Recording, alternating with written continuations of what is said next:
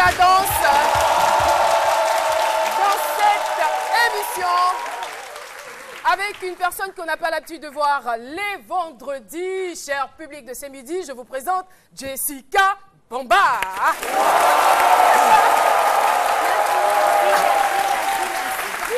Jess, tu auras donc la responsabilité de faire la biographie de notre invité spécial du jour. On va vraiment danser. N'est-ce pas? Alors, Jessica Bomba, bon, elle va l'appeler comme elle veut, hein. Bio-glamour, voilà. Bio-jazz, enfin, moi, comme elle veut. Oui, je préfère la bio-glamour. Non, la bio-glamour. Maintenant, quand tu dis, quand Jean-Michel dit dans la bio-décalée, il n'y a pas de hasard, toi, c'est dans la bio-décalée, rien ne se perd. Tout se transforme.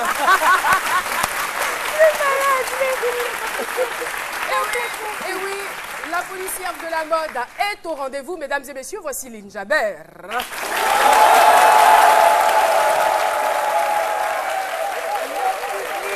Magnifiques, ils sont tous beaux. Bon, franchement, je suis fière de mon public aujourd'hui. Veuillez vous applaudir parce que franchement...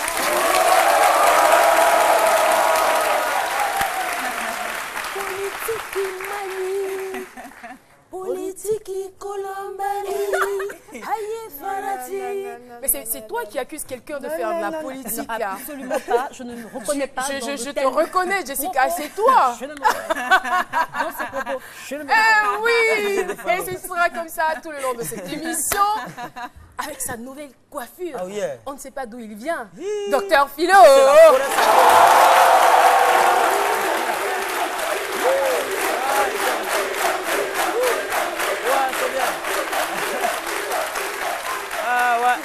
On vous dit qu'on ne sait même pas d'où quelqu'un vient, vous dites crier Philo, Philo, vous ne savez pas d'où c'est bien. Ben, je viens de la forêt sacrée, aujourd'hui on célèbre la danse. Oui. Là, quand même, pour ceux qui ne le savent pas, il y a eu le groupe Sakolo à l'époque. Oui. Sakolo qui signifie en langue malinké, Sakolo qui veut dire os de serpent. Et donc moi, oui, os de serpent, Sakolo, voilà, et moi j'ai mon groupe qui parle de danse, parle de chansons. C'est Oulou Kolo, ça c'est os des chiens. Et chez nous, voilà ce que ça donne. Voilà.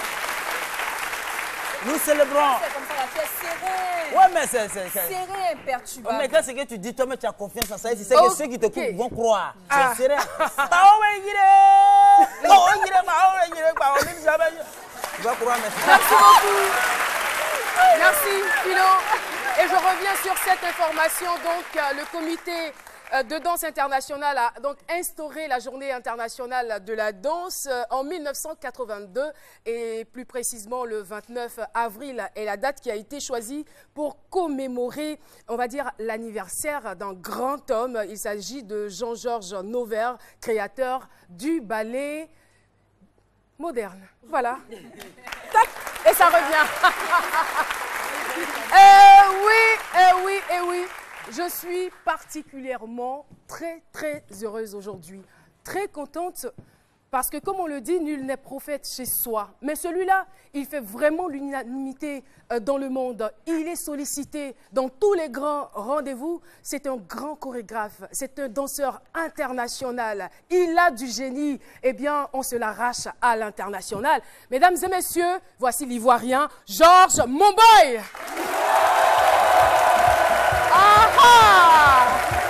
Alors, on danse.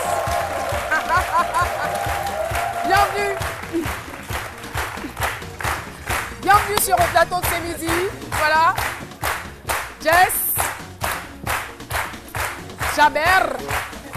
Philo. Vous les connaissez certainement. Et ça, c'est le public qui a du mal à s'arrêter de vous applaudir. Tellement fier de vous. Eh bien, merci beaucoup, public. Merci de vous rasseoir.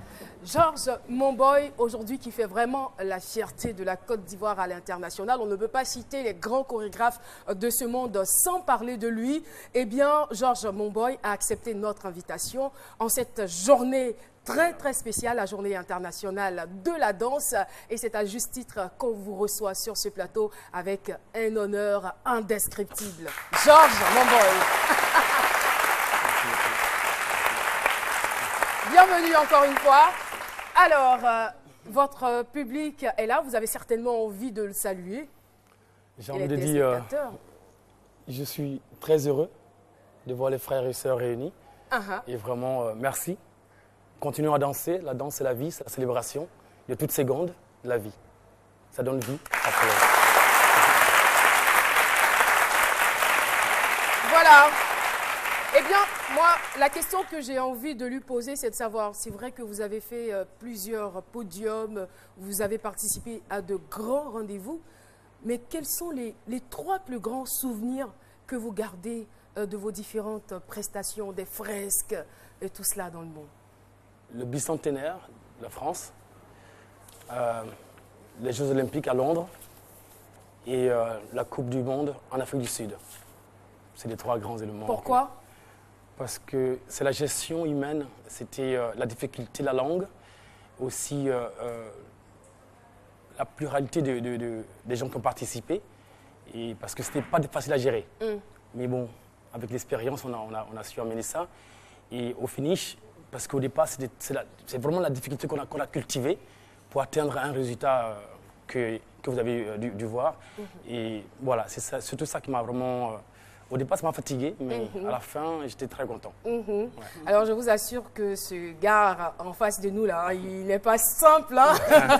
Il n'est pas du tout simple. Et j'ai envie de dire, d'où vient donc le sacerdoce de cet infatigable et de cet insatiable danseur? On le saura certainement dans la bio glamour ou la bio jazz. Tout de suite, c'est parti.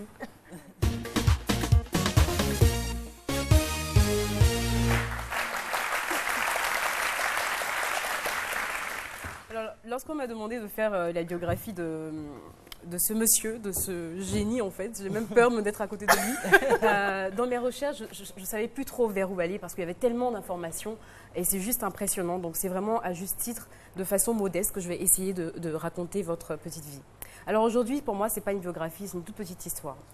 Donc il était une fois, un 4 avril 1968, dans un pays lointain, appelée la Côte d'Ivoire, en Afrique de l'Ouest, plus précisément à Kouibli, une localité située à l'ouest de ce pays, dans la région des 18 montagnes.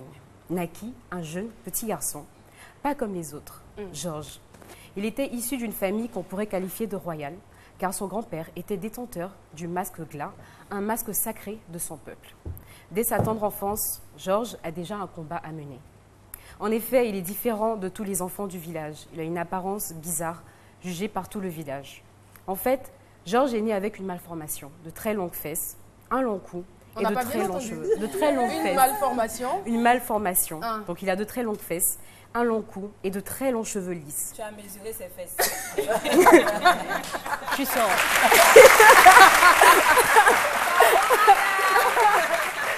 Jamais. Dehors. Avoir les cheveux longs, c'est une malformation. Quand tu as des cheveux très longs et très lisses et que tu es censé avoir les cheveux comme ceux qui sont sur ta tête, c'est un peu bizarre. Ah, c'est génie, c'est génie. Voilà, on n'est pas très loin. Donc, Georges n'a rien à voir avec ce que les gens de ce village avaient pour habitude de voir. Georges ne s'asseyait pas jusqu'à l'âge de 4 ans. Sa mère, sa tendre mère, qui avait un enfant, qui était vraiment un enfant avec tout l'amour, était obligée de lui creuser un trou dans lequel il fallait s'asseoir et nouait un pagne autour de son cou. Georges était considéré un peu comme un génie et tout le monde prédisait sa mort. Il était la risée de tous. Il était rejeté par sa famille. Mais un jour, une vieille dame, une guérisseuse traditionnelle, détentrice d'une médecine inaccessible aux non-initiés, fit un rêve dans lequel elle eut une révélation.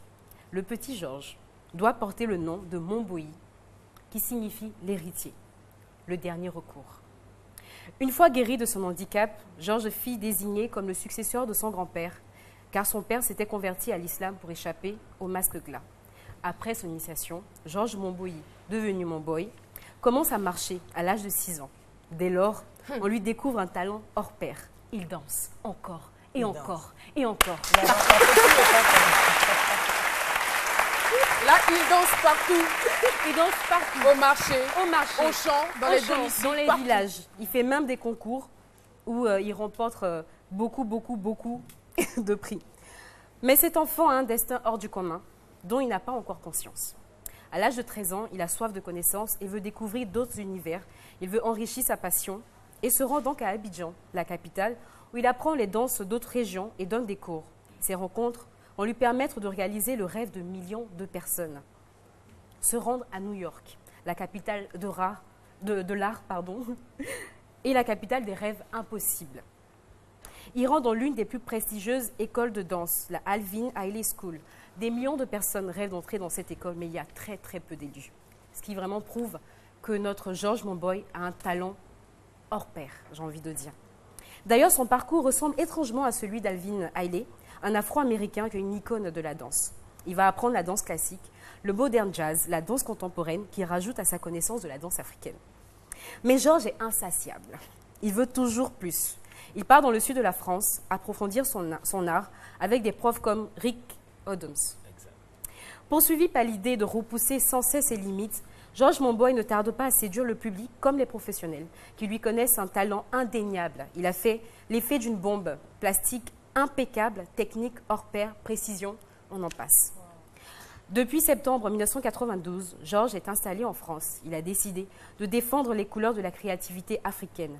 Il a fondé la compagnie de ballet Yankadi, avec laquelle il a créé différents spectacles, dont le Zaouli, qui lui vaudra de remporter le premier prix du meilleur spectacle destiné au jeune public, décerné par les Jeunesses musicales de France et l'association Tradition Afrique-Orient.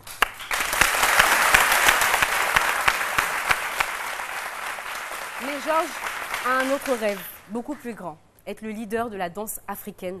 Et dans le monde, George se produit sur les plus grandes scènes du monde. Un art vivant à peine né au sein du registre de la danse contemporaine, mais qui est en train de dépasser les frontières africaines pour rayonner dans les capitales occidentales. George est juste un monument de la danse africaine. Et son nom n'est pas fortuit. Comme on dit dans la bio décalée, il n'y a pas de hasard. Alors, le gros baobab, oui, il est ancré dans la culture africaine. Il s'est enraciné dans cette culture-là. C'est vraiment un monument, comme le baobab. Il est symbolique. L'héritier, évidemment, c'est un passeur de tradition. Il transmet cet art, cet amour de la culture, cet amour de l'Afrique de génération en génération. Merci, Georges. Waouh. Merci beaucoup, Jessica Bamba. Quel parcours impressionnant. Et là, nous n'en sommes même pas à la moitié de son parcours. J'ai essayé de faire vraiment court pour vraiment me focaliser sur la personne qu'il était avant, pour dire que son chemin n'a pas été facile, il s'est battu. Et surtout, ce que je tiens à préciser, c'est qu'il a le talent, mais il a vraiment mis l'accent sur la formation. C'est un homme qui a voulu à tout prix se former, et c'est ce qu'il traduit, c'est ce qu'il transmet à ses élèves dans son école de danse qu'il a. Tout à fait. Ajouté à cela, il faut dire qu'il a participé à la conférence mondiale de l'eau, à la cérémonie d'ouverture Africa Africa, à l'ouverture des JO en 2012 à Londres, à l'ouverture de la Coupe du Monde de 2010 en Afrique du Sud, pour ne citer que cela. Et c'est ce qu'on va découvrir tout de suite en images dans la compile.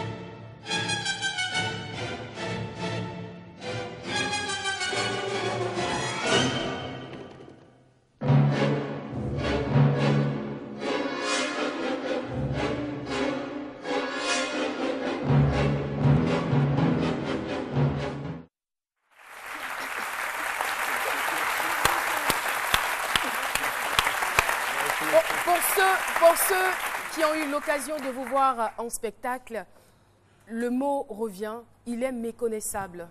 Il est transfiguré quand il est sur scène. Moi, je veux savoir comment est-ce que vous-même vous vous sentez quand vous êtes sur scène? Je me souviens pas comment je me sens, mais c'est après quand je sors de la scène que je sens que le feu s'éteint doucement en moi. Peut-être que c'est le feu qui me porte. C'est tous ces racines là qui me portent. Je sais pas qu'est-ce qui me porte. Dites-moi, après la bio-jazz qu'on a écoutée là, est-ce que vous pensez que vous êtes un être normal?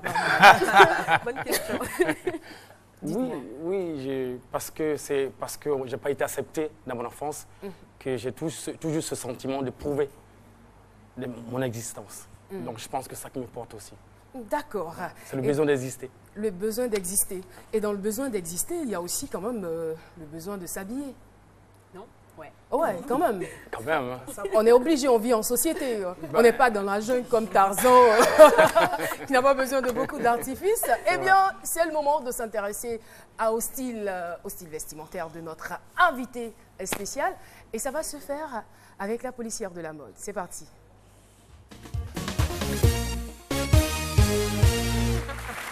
La police de la mode vous salue. Salut la policière. Aujourd'hui, nous sommes dans le domaine de l'art. L'art avec grand A. Georges Monboy est un génie de la danse, mais pas forcément un génie du style. Je pourrais qualifier son style vestimentaire d'artistique, on va dire. Très contemporain dans l'air du temps, mais un peu bizarre, étrange. Et moi, j'aime quand c'est bizarre, parce que quand c'est bizarre, ça veut dire que c'est pas commun. Ça veut dire qu'on sort du lot, ça veut dire qu'il y a beaucoup de créativité, et on aime ça, n'est-ce pas? Alors, Caro le disait tout à l'heure, quand Georges est sur la scène, franchement, il est extraordinaire. On peut le voir sur cette photo, sur la scène. C'est vraiment quelqu'un d'autre. Franchement, il est hors pair. Qu'est-ce qu'il a porté là? C'est un calba. Mais en dehors de la scène, c'est vraiment quelqu'un qui arrive à mélanger les tendances, que ce soit hip-hop, que ce soit du classique, que ce soit encore du streetwear, on va dire, ou encore... franchement, c'est... Et j'entends le public réagir sur cette photo. C'est vraiment un artiste. C'est vraiment un artiste.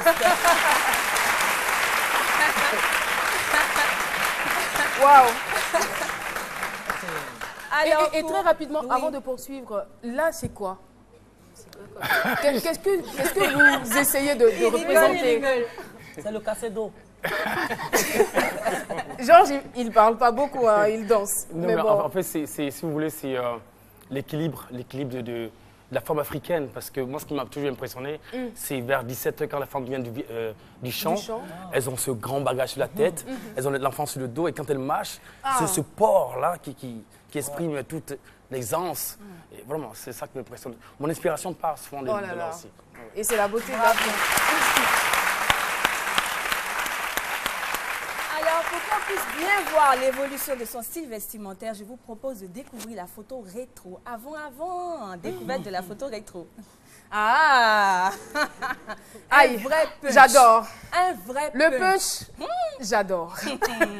Ça, là, franchement, nos grands frères, nos maris, je veux dire, tout le monde a connu cette époque-là.